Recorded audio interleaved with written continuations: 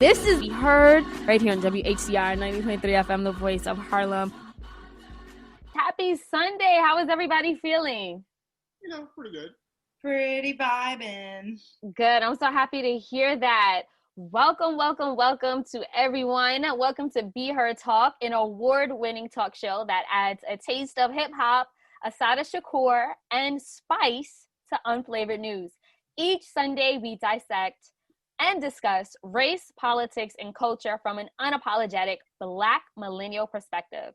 And for the next several weeks, I'm happy to announce that we've partnered with Black Enterprise as our official media sponsor as we unpack the 2020 election and its impact on the Black community.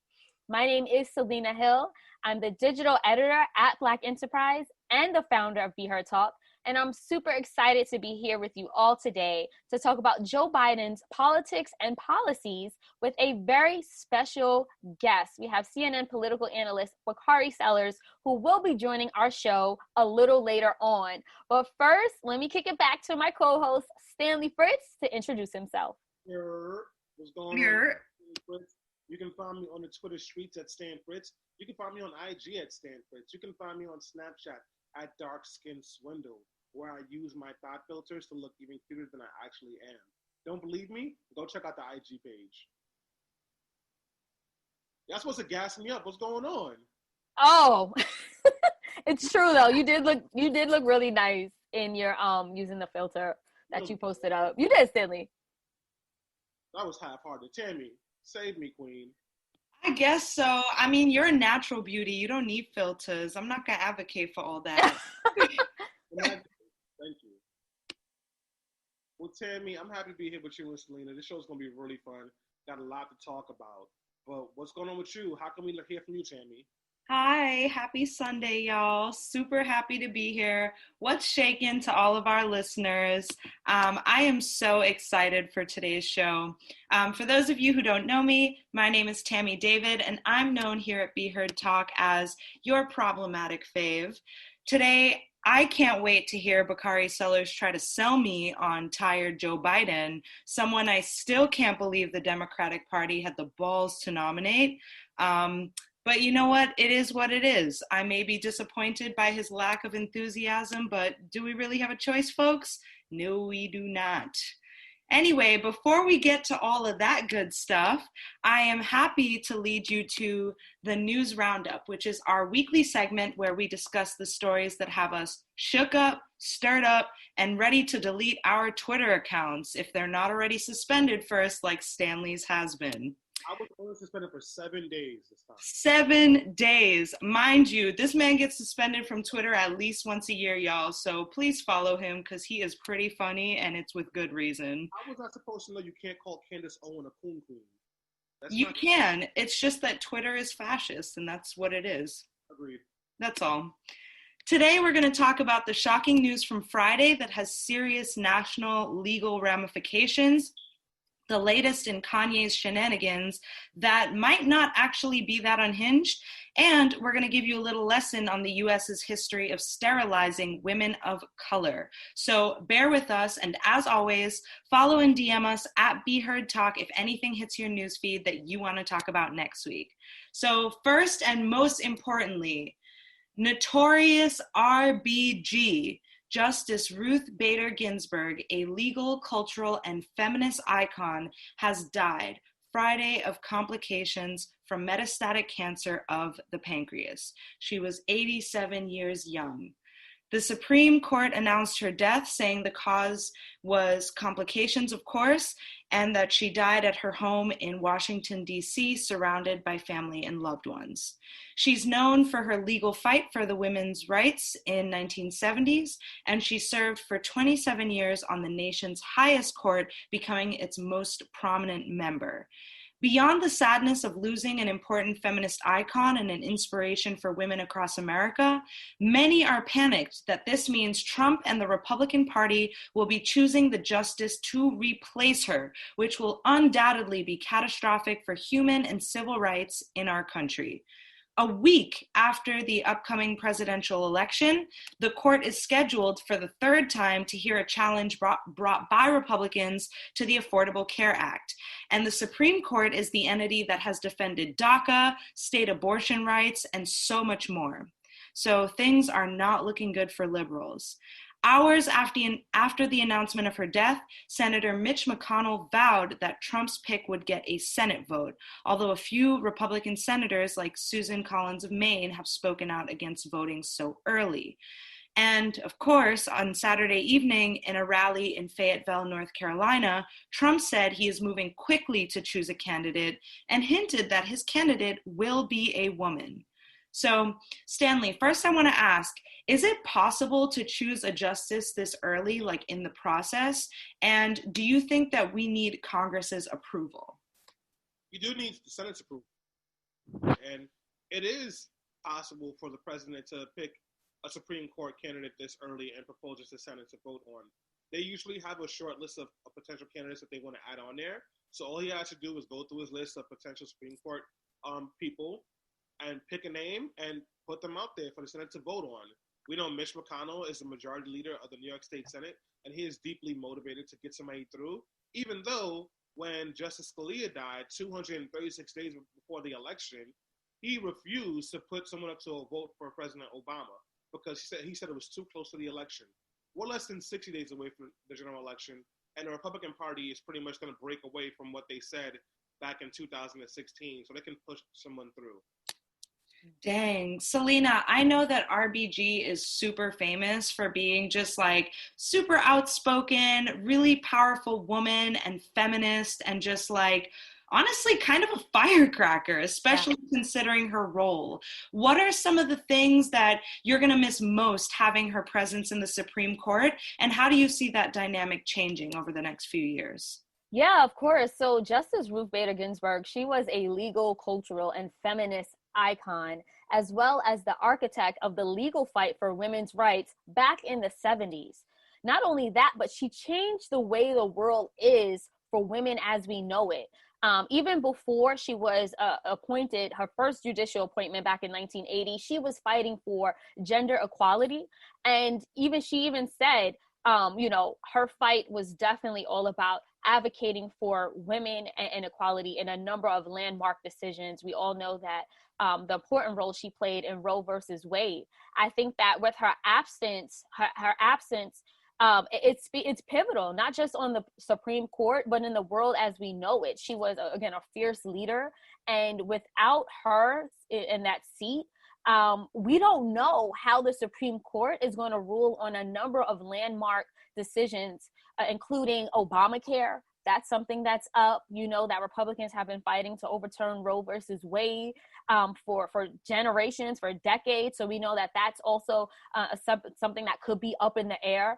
And, to your earlier point about the political fight that's happening, Mitch McConnell is a complete hypocrite.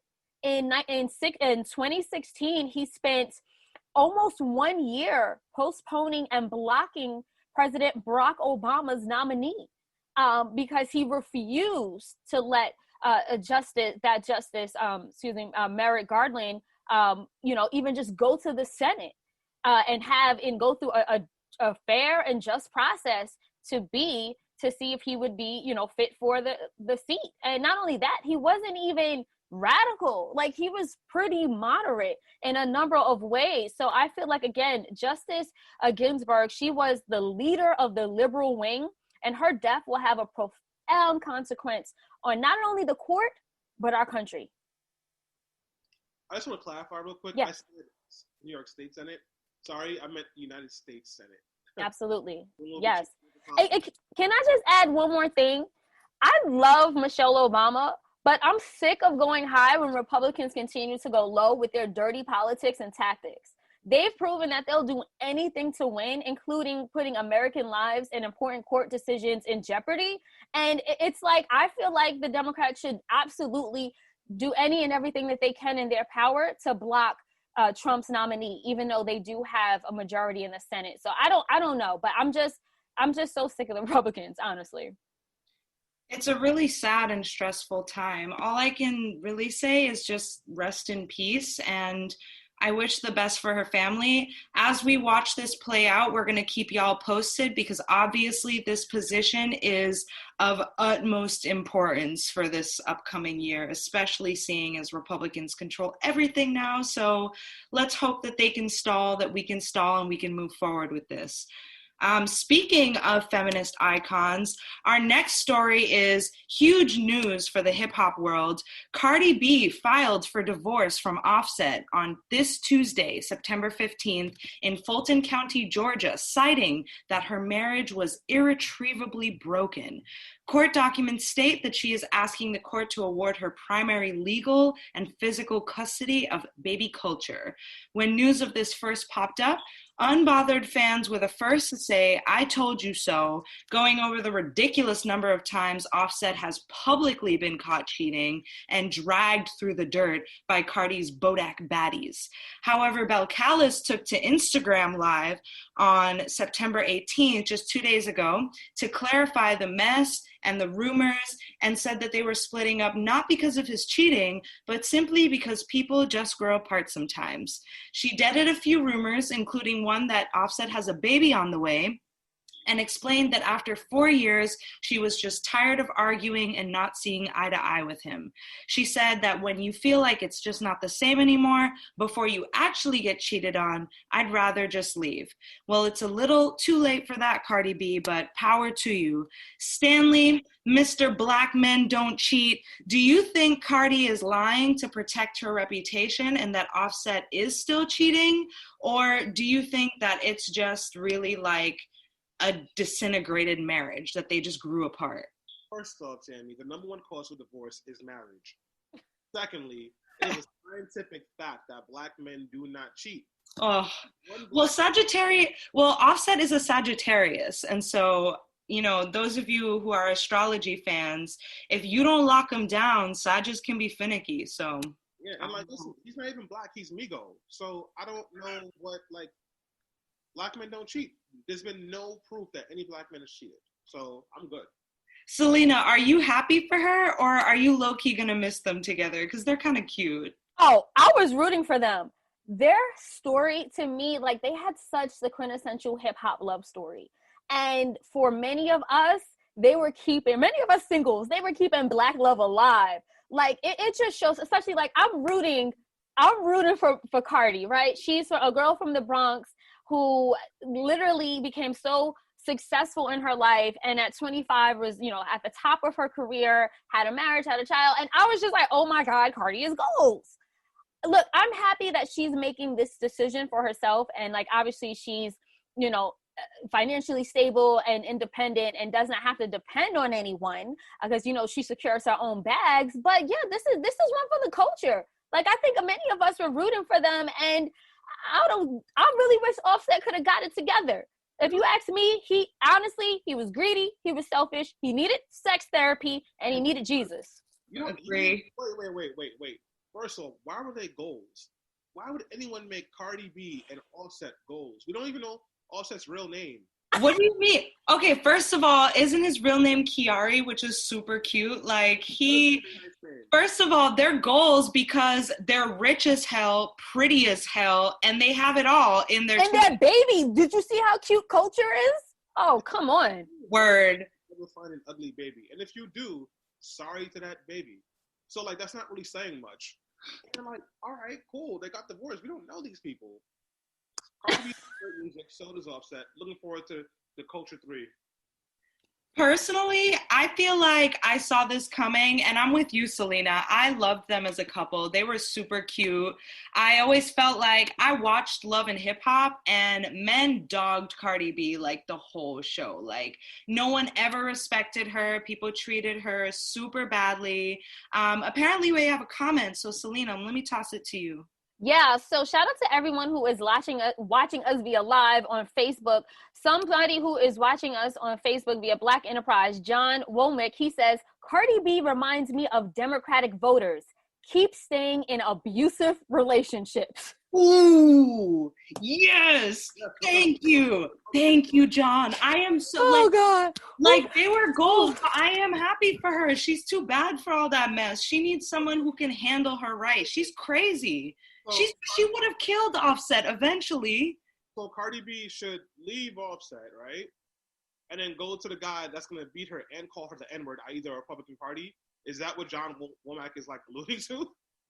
That's maybe. Okay, well, the analogy is a little flawed, Stanley, but John is correct. I'm glad that Cardi can be her bad single self, and hopefully she can find someone that, can handle it properly and doesn't need to go double dipping with strippers and waitresses. Those are entrepreneurs, Tammy. Please respect them, okay? Yeah, you're valid. I respect them, but come on. You have Cardi B. You have Cardi B. She broke records with her first album. She was the only rap queen bad enough to step to Nicki Minaj. And you gonna step out on her? That's crazy. What about M-I-I-S-P, whatever her name is in P Valley, Mississippi? Who's that? The stripper from P Valley. Yeah, I'm sorry, Stanley. I haven't watched the show yet. What are y'all doing with your lives? Watch P Valley. Okay, we promised to do that. Anyway, moving along with the news roundup, we have more crazy celebrity news for you. And this one, I can't wait to get y'all takes on. So drop comments in the Zoom, drop comments on Facebook, Twitter, LinkedIn, because I want to hear from y'all.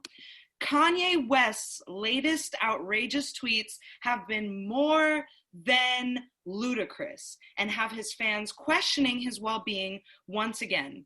The latest is him waging a battle against Universal and Sony, and honestly the entire music industry, in an effort to get his kids his masters for their future financial benefits.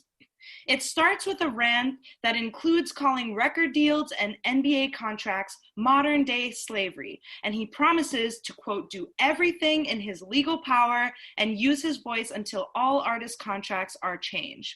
He tweets that he will not stop and promises that he is petty and very personal, continuing that his moment, him doing this, is going to change the music industry for good. He tweeted every single page of his contracts with Universal. There are 10 of them because Twitter wouldn't let him upload a PDF, asking every lawyer in the world to look them over. However, he's not that crazy for this because he's not the first artist this year to have public issues with their record label, including Taylor Swift and Megan Thee Stallion recently publicly sharing their own issues. He began, after tweeting screenshots of the entire label agreement, to talk about doing more about it and speaking to music's biggest men in business. That's when he got a little bit more outlandish, and these are the headlines you might recognize. He shared a video of himself urinating on his Grammy Award, which was in the toilet, and then he tweeted, "Trust me, I won't stop," calling himself Baby Putin. And then he promised to fix other broken agreements and business deals, like the partnership between Adidas and Puma, and like the very personal partnership that was dissolved between him and Jay-Z. Now, a source close to him and Kim Kardashian West is saying that Kim is at the end of her rope and feeling powerless over his latest antics. He's off his meds and he's escalating, so now his fans are wondering when this bubble of delusion will burst. But is he really that crazy? So first, Stanley, is Kanye correct? Is he powerful enough, you think, to actually do something about this? Or do you think that this might blunder his career? Kanye's an idiot. His career is not going to be blundered, but he's an idiot. And he doesn't care about other artists. He cares about himself. He cares about his money. He also has signed multiple deals with Universal and Def Jam. It isn't like he couldn't have gotten out of this deal a long time ago. He's mad now because apparently he's trying to do something and he can't do it because he can't get out of his deal. But artists have been signing bad deals for years. When have you heard Kanye talking about it? You haven't. He probably has an album coming out or is unhappy because they want to prove something in his album budget. I don't care for Kanye. That's fair. But honestly, don't you think it changes a little bit that it's for his kids? Like maybe something with his family prompted this? No, I don't think so. I think Kanye's a narcissist, and this is about him, and he's gaslighting by saying it's about a bigger movement where everyone else. So it's a combination of narcissism, grandioseness, and maybe just he's having an episode. But this is not. Artists having getting screwed over. Labels should give artists their masters back. He's right about that. But he doesn't care. The minute Universal gives him a deal that he feels better about, he'll shut right up about this. Okay, so Selena, to that point, like, what do you think about the disrespect? Do you think that him peeing on his Grammy, acknowledging his broken relationship with Jay, calling himself Putin, are they tactical and like him pressuring the labels, or is he just doing this to grab attention because he's totally unhinged? Well, before I answer that question, John Wilmack wrote another comment on Black Enterprise's Facebook feed. He says Kanye 2020. So I just wanted to acknowledge that. Come on, John. Keep it coming, John. I was rooting for you until you come with that mess. John, we could use the fodder. Look, I'll say this. Kanye it's been disclosed that he battles from manic depression. He is bipolar. I think he's having an episode. I feel sorry for him and Kim and the kids. I agree with Stanley. I think it's self-serving. I don't think you can trust someone who says bizarre, outrageous things all the time on public platforms and completely humiliates his family and himself and his legacy. I mean, look, I get it. He was pissing on the Grammy, but again, he has shown us that he's always seeking validation, particularly from these white-owned institutions like the Grammys and others as we have you. So I don't it's hard to follow. Like the Kanye shenanigans, they don't stop. My question is, why are people even talking or thinking about voting for him? You gotta be kidding me. Because the other options are so bleak, Selena. They are so bleak. Can we save this for the next topic? I will. And you know what? I'm going to bring up Kanye 2020 as a third-party candidate. The options are so bleak, you vote for somebody that can't even put out an album out on time? Valid. That's fair. Listen, I know his antics are unhinged, and I know that he's a crazy narcissist who is doing outrageous things in self-serving interests, but I do think that this particular topic is really interesting and really pertinent, and I think that because of Kanye's following and his ability to grab headlines, I do think that it's going to get him a seat at the table with Universal and Sony to talk about this, because ultimately he is putting their legal business on blast, and whether or not it goes somewhere for him, they have to do something about it. So I'm curious to see the next steps, and I hope that he does share how his meeting with these, executives go. And before we wrap up and get to our main topic, I just want to throw a really serious topic into everybody's radar. I think so far we've had, a little bit of fun talking about feminist history and celebrity drama, but I just want to bring up something that has a serious history in the US that a whistleblower has just let us know. Dawn Wooten, who previously worked at an ICE facility in Georgia, has come out detailing a high rate of hysterectomies and alleged medical neglect in a complaint filed to the Department of Homeland Security. Basically, ICE is sterilizing women in custody. Her complaint notes that a doctor admitted to removing the wrong ovary during one operation. One woman woke up from surgery to discover one of her fallopian tubes removed, and some are questioning whether the surgeries were medical necessary. Hint, they were not. Many report retaliation against those who complain or speak out, and that many of these cases were known but hidden to the public for fear of consequences like deportation and lengthy legal trouble. These reports not only solidify Trump's presidency as a cruel and inhumane experiment against immigrants, namely women of color, but hearken to the US's nasty and often hidden past of forced sterilization, particularly in communities of color. Selena, considering the history of forced sterilization, is this surprising to you at all? Absolutely. I mean, it's 2020. So yes, it does come, there's a lot of shock, right? The absurdity. But like you said, there's a deep, dark, disgusting history of eugenics, which you touched on. In fact, everything the Nazis knew about eugenics, they learned from the United States. It actually started in 1927 with the Buck versus Bell Supreme Court case, where they ruled, where the court ruled the state of Virginia had the right to sterilize a 20-year-old named Carrie Buck against her will. And that sort of catapulted this era of racist population engineering by state governments. It went as far as there were, in 32 states, there were federally funded eugenic boards where taxpayer dollars were used to sterilize approximately 70,000 people, mostly women and disproportionately Black women. And again, this was to enforce America as a white country. Then, we even had in the 1960s and 70s, there were deputized doctors with the Indian Health Service. They were sterilizing nearly a quarter of Native American women that they deemed unfit to have children. Now, the history doesn't stop there. There was another eugenics program in North Carolina that did not end until 1977.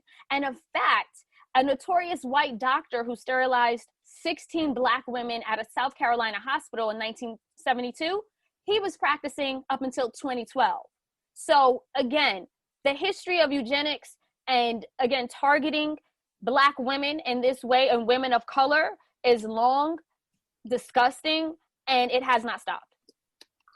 Stanley, do you think that given knowing the history of sterilizing Black women, Puerto Rican women, Native American women, that Democrats this time around are going to actually make moves on this? Because this is now huge news. I mean, I don't doubt the Democrats are trying to do something about this. They're not going to just sit idly by as if we're doing eugenics. I don't know if they'll be very effective. The Trump White House controls all of this, and there's only so much you can do without Republican support. So I'm not sure, honestly. That's fair. I'm curious to move things along and get to our main topic, because since we're talking about some of the things that, Democrats might promise us in the upcoming year, let's get to talking about our candidate. So Selena, I'm gonna pass this off to you. Thanks for tuning in, y'all, to the News Roundup. We'll be back here every Sunday. Yep. Thank you so much for that, Tammy. And thank you so much for everyone who has chimed in and tuning in again via Facebook Live and also via our Zoom chat, which is going off as well. Now, just to kick things off with the main topic and our main featured guest, let me just start by saying it's clear Joe Biden would not be here if it wasn't for our support from the Black community. His primary campaign was revived by a decisive victory in South Carolina, where he won 60% of the Black vote, in addition to several other states with large Black populations on Super Tuesday. Now, Biden will once again need our support in order to defeat Donald Trump in November. However, the question remains whether or not Black voters will show up with the same energy at the polls when it comes to November. We remember back in 2012, about 66% of eligible Black voters went to the polls to cast their vote. But in 2016, Black turnout fell to 59%. And that drop off was one of the key reasons Trump was able to pull a narrow victory over Hillary Clinton in a handful of swing states. Now, Biden has, even though he has overwhelming support among older Black voters, a number of younger Black voters under the age of 30 are more skeptical of the former vice president and say that voting doesn't even matter. And a number of us are also questioning, what would he do for us? What would Biden do for our community? So to discuss what a Biden presidency would mean for Black America, we have CNN political analyst, best-selling author, and attorney Bakari Sellers. And fun fact, Bakari made history in 2006 when he was elected to the South Carolina House of Representatives at the age of 22, making him the youngest African-American to win a public office at the time. Thank you so much for joining us, Bakari. No, thank you for having me. And just you all's conversation's been so dope on a Sunday. I was just telling Stanley that, it's amazing. This is such a dope conversation to be having during the middle of NFL football. that's how you know I love y'all, because I'm here to support and do everything possible. So this is a great show, and I look forward to tuning in more often. What's up? Yeah. Let's Yeah. talk. So things were getting heated. And it's great to see you again. I actually want to start this conversation by just asking you, which of Biden's policies would have the greatest impact on the Black community if he is elected? So that's a really good question. I can't tell you. I don't think it's fair to say a most or a specific, but I will tell you during this time, one of the things that I watch for is a COVID relief plan, and not just the public health aspect of it. Let's break it down. Black folk have been devastated by this disease, are dying at a higher rate. We're having greater issues during our recovery. We're finding out that Black people are having lung issues, they're having heart issues after they beat the disease or beat the virus. And so it's that public health aspect of it, making sure that we have a vaccine that we can trust, making sure that we are following the science, et cetera. You put that in, but that's just one bucket though. One of the other things which I find is going to be most crucial is the economic recovery from COVID. We all know that the fastest growing small businesses in the country were owned by who? Black women. We also know that there has been a devastating effect on small businesses throughout the country, particularly those Black and brown owned businesses. And so when you're talking about COVID relief, I don't want people just to look at the public health aspect, which is important. A national mask mandate, all of those things are important, but there has to be a direct infusion of capital. And, when you have a Black vice president like Kamala Harris directing your COVID relief efforts, when you're talking about directly infusing capital into these small businesses, into these individuals of color, you couple that economic relief that's needed. I think the unemployment rate for African Americans is about 15% right now during this COVID period. That's not even talking about the unemployable, right? So when you're having this holistic discussion about COVID, I would argue that the most important thing that we have is not just the public health aspect. One of the most important things Joe Biden has to do in the first 100 days, which he's pledged to do, is give relief, direct relief to these communities and to these businesses, which are Black owned, which are hurting right now. Thank you for that, Bakari. Stanley? So Bakari, I got a question for you actually. Talking about the Biden administration and what they're going to do for Black folks, one of the things that has become really popular recently is a question about reparations. And the Biden team has already said that they would do a study, but I think the Congressional Black Caucus has already done one. So that's not all the way together. HR 40 is the bill that most people talk about. It was sponsored by John Conyers. It's been sponsored by Sheila Jackson Lee. And the better question is, why didn't Barack Obama do that? But this is a whole nother conversation. But what he's saying is that if we have a Democratic House, and the most important thing about all of this, Joe Biden can come out here and promise reparations today. If we don't have a Democratic Senate, it ain't happening, right? So, with all good intentions, so we have to make sure we're doing everything possible between now and November 3rd. But HR 40 is a good step. I think that one of the things that I would encourage you all to hold them accountable for and us to push for is to look at how these agencies work. For me, I'm going to be looking at how the Department of Treasury looks, right? We've never had, I heard Selena talking about eugenics and going deep into the history thereof, but I have a random fact for you. Did you know we've never had a Black person's signature on money in this country? Because the Secretary of the Treasury actually signs currency.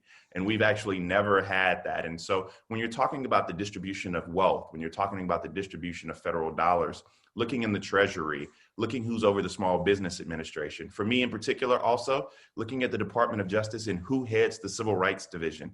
People like Deval Patrick once did that. But when you're having this larger conversation about reparations and the wealth distribution of people of color, we have to look at those separate agencies and entities. And yes, I do believe that it's a huge step that we got white moderates, white progressives talking about reparations and signing a bill that comes across their desk. But go ahead, Stanley. Finish your thought. You heard that? Bakari's on my side. You got to understand how many times I've been cut off by Angela Rye on TV. So go ahead. Reparations here, and something I've been a little bit challenged by is like folks like Ice Cube and Diddy, who are like, don't vote for anybody unless they have a Black agenda, as if we didn't go through a whole primary election. And if I sound dismissive of them, I don't mean to be, but it's just frustrating. Like, does do Biden and Harris have an explicit Black agenda, or is it just like the things that would help everyone? So that's a good question, and the answer is yes. So not only do they have a Black agenda, so this is how you have to look at it, right? I look at it holistically.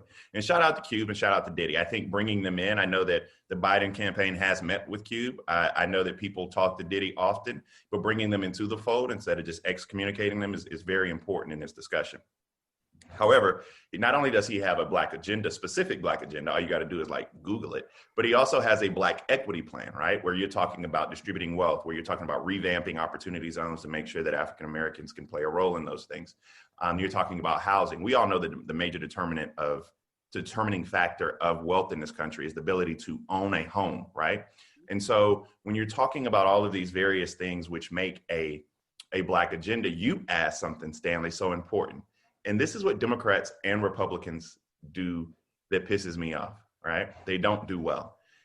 What Democrats and Republicans like to say both is they like to have race neutral policies to fix race specific problems. The rising tide lifts all boats. And so this is the first time, this is literally the first time we've had an agenda or a Black agenda and a Black equity plan that delves into targeting specific areas, whether or not it's access to STEM programs in high school, whether or not it's HBCUs, whether or not it's housing, whether or not it's access to capital as a small business. So you have, and COVID. So you have all of these things, and they do have a Black agenda. The funny part about your question, though, Stanley, is this. It's like nobody paid attention to the primary. Every single body running for president had a Black agenda. You know why? We made them have a Black agenda. I mean, you want to see some Black agendas? Go look at Kamala's Black agenda, or Elizabeth Warren's Black agenda, or Julian Castro's Black agenda, right? Everybody and their mama had a Black agenda. So for those individuals who are all of a sudden saying that the Democratic Party didn't have one, pump the brakes. But now, to bring this all home, now you have a Black agenda, you have a Black equity plan, you have Black COVID relief. Those are policy proposals. You have the implementation thereof through a Black vice president. And you're going to get a Black Supreme Court justice.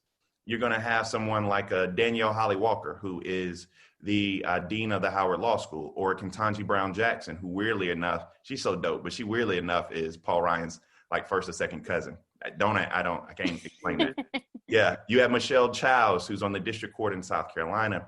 You have Sherrilyn Ifill, who is the head of the NAACP Legal Defense Fund.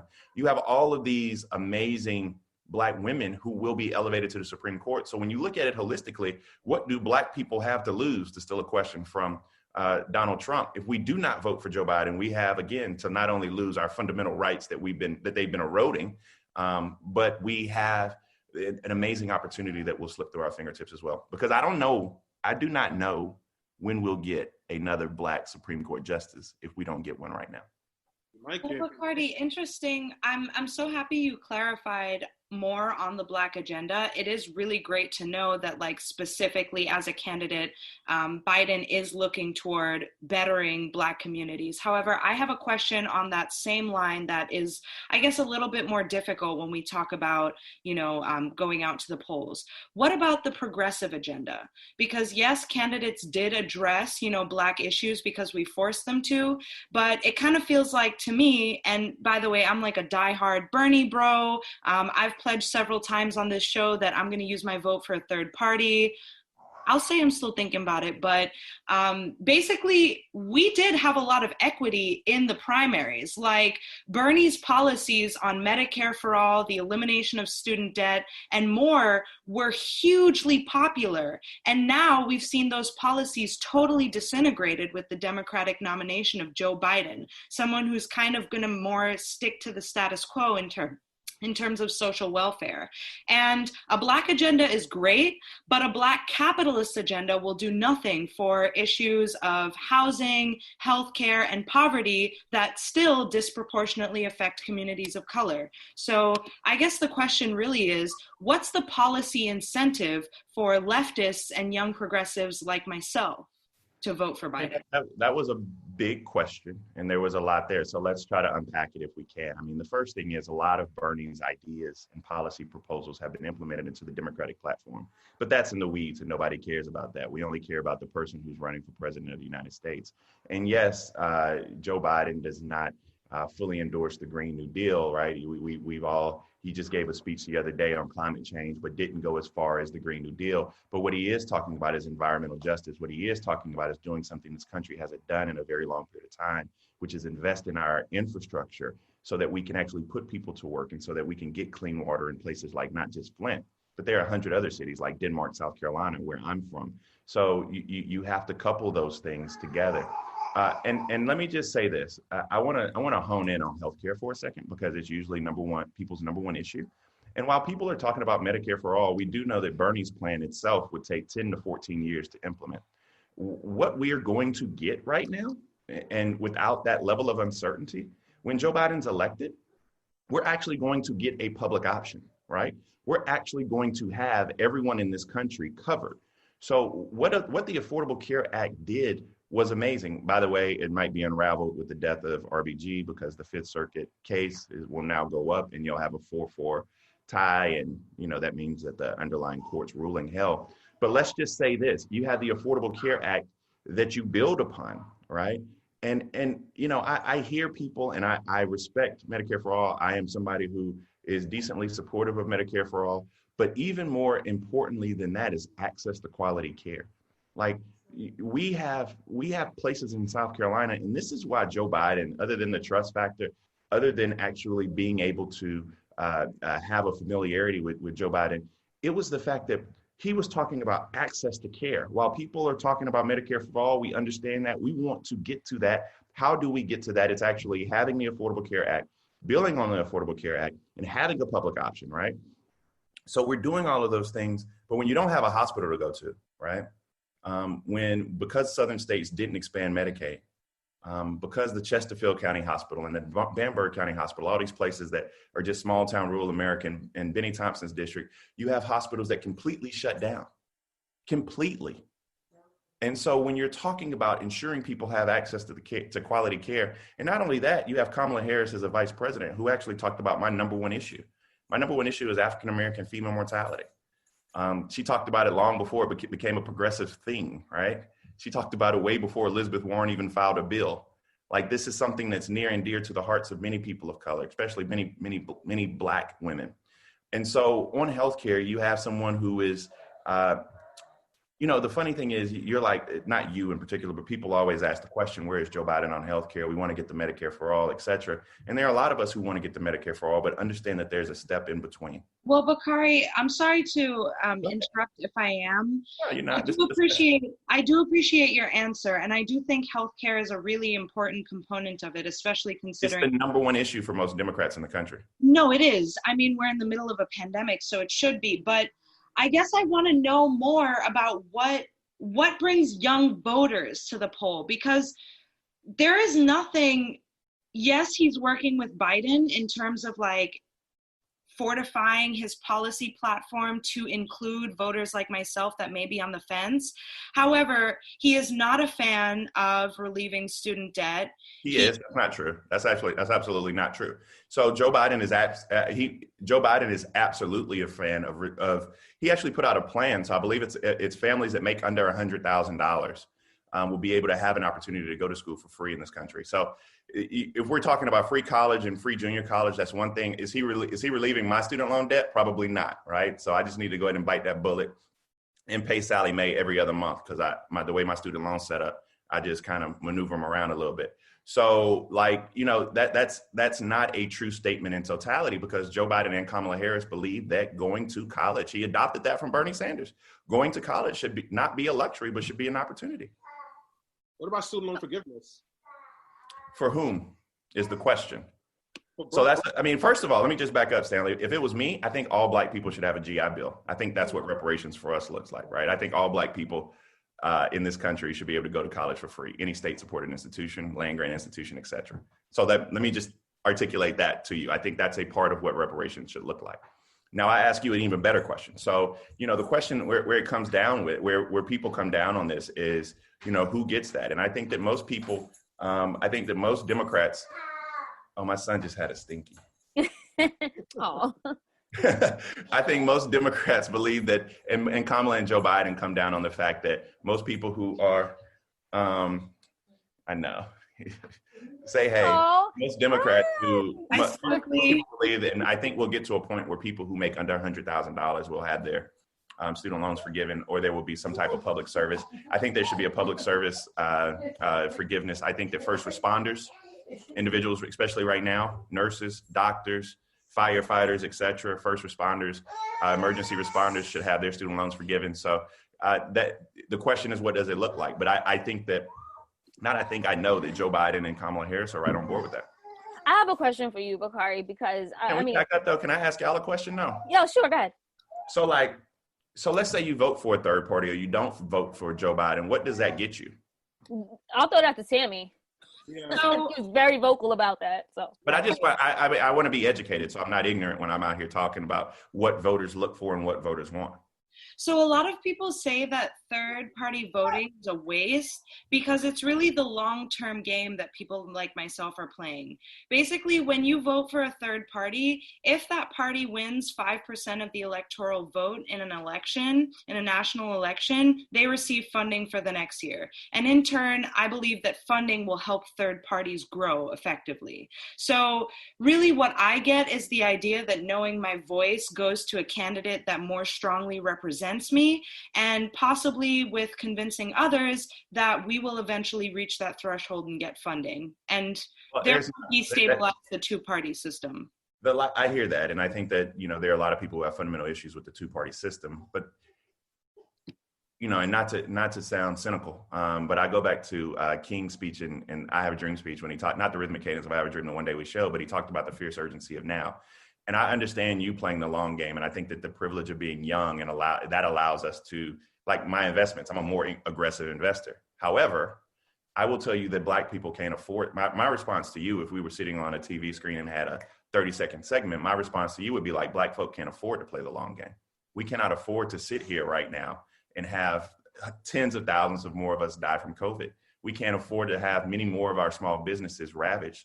We can't afford to have a Supreme Court justice go on that bench who will repeal and take back the rights that we got in the 64, 65 Civil Rights Act, Voting Rights Act. They've already gutted Section 5 of the Voting Rights Act, the Fair Housing Act in 1968. The President of the United States has appointed more young judges who do not deserve to be on anybody's bench than anybody in America. He just appointed somebody who was 33 years old last week. The person was 33 years old, got a lifetime appointment, and had to put their experience as a law clerk on their application. That's like you putting on an application as a grown person what you did in high school. By the way, no offense to people who still do that, but y'all got to stop putting you were student council president in 11th grade on your resume as an adult. That don't count, right? So, but I just think that right now, and I hear you, Tammy, and the funding aspect is cool. I will tell you just straight up that y'all ain't gonna reach 5% this election. That's just a kind of like an electoral fact. But I appreciate you at least having a reason. What I would do is tell you quite specifically, and I would tell you that we want your vote and we need your vote. And even more importantly, you being a part of the tent, you pushing for those progressive ideals, you holding this administration accountable is how your voice will be heard. Talking about what Black woman you want on the Supreme Court, talking about what policy proposals should look like is a part of a holistic discussion that we can all be a part of and all have. Speaking of votes that we need, and another coalition that we're definitely going to need is Black men and Latino men. But yeah, polls are showing... We were going to have that discussion before I left here. Oh, no, for sure. Because the polls are showing that it doesn't look... They're definitely not as strong as Black women and Latino women. Never are. So let's talk about it, because I know that you have this show with Jermaine Dupri and some other folks where you guys are being strategic and intentional about trying to court Black men specifically to the polls. Do you think Joe Biden will be able to do it? And as a part of that question, do you think if maybe he apologized for the 1994 crime bill, Black men may feel more favorable towards Biden? I don't even want to answer the second part of your question because I agree. I just know it ain't going to happen. And part of the reason it ain't going to happen is because there are a lot of Black men Black people, clergy, Congressional Black Caucus members who are still there who voted for that as well. Absolutely. People forget the NAACP was out there championing this thing, right? People forget that the Congressional Black Caucus voted overwhelmingly for it. My congressman, Jim Clyburn, voted for the 94 crime bill and still thinks it was a good vote, right? Like what world are we living in? So let's just back up a little bit, right? Let's just back up and have a discussion about Black men. I think this campaign is actually doing something that other campaigns have not done, which is treat Black men like a swing voter. And they are actually directly targeting Black men. The barbershop talk that you're talking about, I did with Terrence J. and Jermaine Dupri. You know, they've had one recently that had Jeff Johnson and I forget who else was in it other than, and Young Jeezy, right? And Young Jeezy's ready to be deployed. I mean, we are actually having these discussions, and it's hard during COVID because you can't really be up under each other, right? But they're directly making efforts to go after Black and brown male voters. I can tell you that those efforts are being made in places like Philly, Milwaukee. They're being made in Detroit. In fact, I don't know if y'all know this yet. I don't know if it's been announced yet, but Kamala's going to Flint and Detroit this week, I think Tuesday. So these efforts are being made to target these voters on the ground, as on the ground as we can be. So that's first. Hispanic voters are different. And one of the things we do in our analysis thereof, and not being critical of your question, but one of the things we do a disservice of is by saying Latino voters, Hispanic voters, right? With the net roll. With the neck roll. No, because we know, right? Because we know, but no, I had to be educated as well. There's so many different subsects and so many different groups. Like, for example, Joe Biden's doing extremely well in Arizona. He's actually having an uptick in Texas. He's doing well in Nevada because of Mexican-American voters, right? He's doing not poorly, but he's struggling with brown men, as we say, or Hispanic voters, as we say, in Florida, because Cuban voters, especially Cuban voters of a certain age, are adamantly opposed to Joe Biden, and Venezuelan voters. We know that Dominican voters and Puerto Rican voters tend to go Democratic. So that is a totally different analysis that we can go through, and we need to go through, but it just takes time. But what about the ones in Florida? That's where I read, according to Politico. No, you're right, though, because what happens is, and Mark Caputo is a great guy. If you all want to have somebody on your show, I don't know if y'all let white people on your show, but Mark would be good if you do. But Mark, maybe Stanley said, I don't know, man. I might not. Depends on if we can exhaust all our other invites. But Mark's a good dude from Caputo who knows Florida, right? And he said the same thing. Joe Biden, Democrats, it's not just Joe Biden, but Democrats for decades have been losing Cuban voters. You're starting to see Puerto Rican voters kick in. You're starting to see Dominican voters kick in. But Cuban voters are, and they're becoming a much larger portion of the electorate in Florida, are trending more and more conservative as they go. Well, that being said, so we're getting a lot of comments on our Facebook feed. I just want to thank everyone. John Womark is not a fan. I don't know why he keeps saying you're not being honest, Bakari, but we know we do have to wrap you up. What am I not being honest about? He said he would respect you more if you were honest, and then he also has some pushback about the crime bill, but we know we only have you for a few more minutes. I just want to give you, just a time for final thoughts about, again, why it's so important for us to show up at the polls. And if you're saying vote for Joe Biden. Yeah, I mean, I don't know, John. And I much rather, have a conversation with Tammy, who is here with us today and pushing back on me righteously. So thank you for that, Tammy. I appreciate that. I just know this. There were 4 million people who voted for Barack Obama in 2012 who did not vote in 2016. Just did not vote, right? Of those 4 million, this is a crazy stat, over 1/3 were Black. So you're talking about, and I, as a lawyer, all I can really do is count by thirds. So you're talking about 4.4 million people voted for Barack Obama in 2012, didn't show up. And you're talking about 1.2, 3, 4, 5 million Black folk didn't come to the polls. And we know Hillary Clinton lost by about 100,000 votes.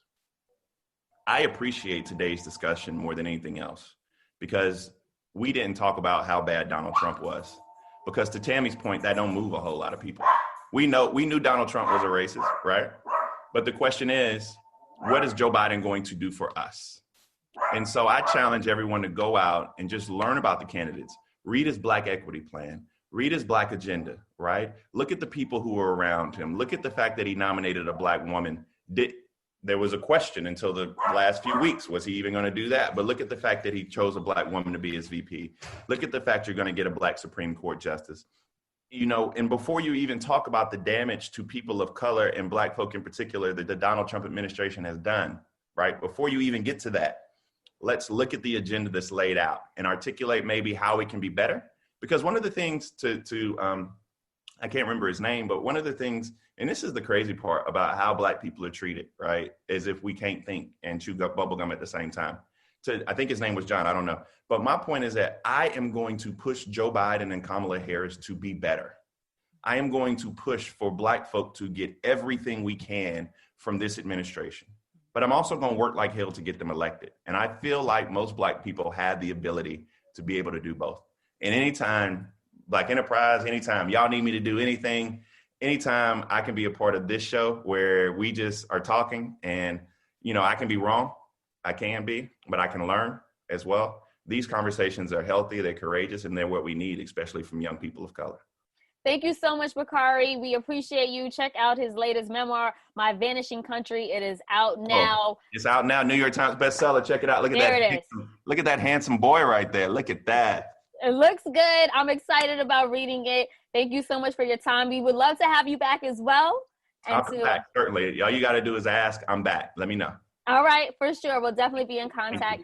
I do want to give also some time for the panel to give their last words and you know, just statements and thoughts on it. I mean, Tammy, you push back against Bakari. You have been very vocal about being a Green Party supporter, a third party advocate. You know, we had a great conversation. Bakari made some very solid and profound points. You know, looking forward, do you think that it will be most beneficial to Black people like yourself and others to vote third party in the 2020 election? Final thoughts. Look, I can't tell you whether voting third party is going to be beneficial for you or not. Like, my third party vote for me is a moral one. And a lot of people like Bakari Sellers, and honestly, like, you know, y'all my homies, but, you know, sometimes y'all be telling me like, girl, you got to do what you got to do. And to me, that's the moral choice. That's what I have to do. I will say that, like, Bakari made a lot of excellent points, and especially with the death of a Supreme Court justice, where like the nomination of a new justice is going to be pivotal in Black women's rights, immigrant rights, and, you know, a lot of community issues. I do think it's important that we get a blue president. However, for me personally, I don't think it's important enough to like outweigh my moral need to like change the American system as it is. I really liked speaking with Bakari, but he didn't really sell me on the Joe Biden dream. I felt dissatisfied with sort of his answers on poverty and debt, which is one of the number one thing that progressives talk about, and one of the number one reasons that we want to change the two-party system. Well, that being said, Stanley, we're wrapping it up. I want to get your thoughts again. You know, third-party voting seemed to sort of overshadow this conversation. What is your advice? What's your stance about empowering Black Americans come November, and those of us who say third party is the answer? I do not think that third party is the answer to this election. I'm not voting for Biden because I believe in him. I don't necessarily like Biden's politics, nor do I like Kamala Harris's politics. I'm voting to stop fascism. That's my moral obligation. That's it. If you live in New York State, vote for Joe Biden under the Working Families Party line. Do that. Other than that, vote for Joe Biden. At this point, we just got to get this fascist out of office. We got to get him out of office. They're sterilizing women, and they're sterilizing women and putting kids in cages. They're about to add another conservative to the Supreme Court. If we lose this election, there are no more elections. And I think people really need to understand that. So Biden, I ain't here for him. But I don't want a fascist government, so I'm voting for him. Thank you. And, you know, just to wrap things up, I agree. I feel like this election in itself is one of the most important ones in our lifetime, it's particularly in my lifetime. And I just can't deal with another 4 years of Trump. Like, I love my radicals on the left. I'm there with my, you know, super progressives, but I'm done with the purity test. Like, you don't have to be aligned with a candidate's every single, you know, policy, proposal, and plan. I'm not looking for the perfect candidate. I'm looking to get Trump out of office. I'm looking to get this white supremacist out of office, and I'm trying to restore some type of level of normalcy and equity and quality of life to this country. That's where my moral compass stands right there, just so we're clear. And on that note, I want to thank everyone who tuned into another episode of Be Heard Talk in partnership with Black Enterprise. Thank you so much, guys, for the comments, the engagement. Keep it here every Sunday, 2 p.m. We're talking politics, and we're talking the 2020 election. So we'll see you again next week. Happy Sunday, guys. Take care. Peace, y'all.